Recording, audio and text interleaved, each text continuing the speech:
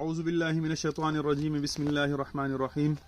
حضور نبی کریم صلی الله علیه وسلم د رمضان المبارک میاشت نه مخکې صحابه او ته سوالیه انداز کې فرمایي ماذا یستقبلکم وتستقبلون، کوم داسې شی چې تاسو د هغې وله استقبال وکړو او هغه د تاسو استقبال وکړي.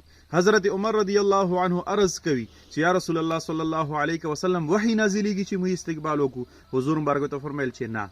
بیا تپوس کوي چې یا رسول الله صلی الله علیه وسلم دشمن سره جنگ کیږي چې موږ استقبال وکړو. حضور مبارک ته فرمایل چې نه.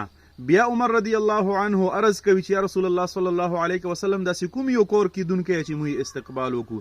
نو حضور نبی کریم صلی الله علیه وسلم مبارک ته فرمایل چې تاسو باندې یوه داسې میاشت راتلونکې چې ان الله یغفر فی اول لیلة من شهر رمضان لكل اهل القبله، چې تاسو باندې یوه داسې مبارکه میاشت راتلونکې روانه یا تاسو باندې راسي چې هغې مبارکې میاشتې کې په اولنۍ شپې باندې د رمضان المبارکې میاشتې په اولنۍ شپې باندې الله تعالی ټول اهل قبله وبخي.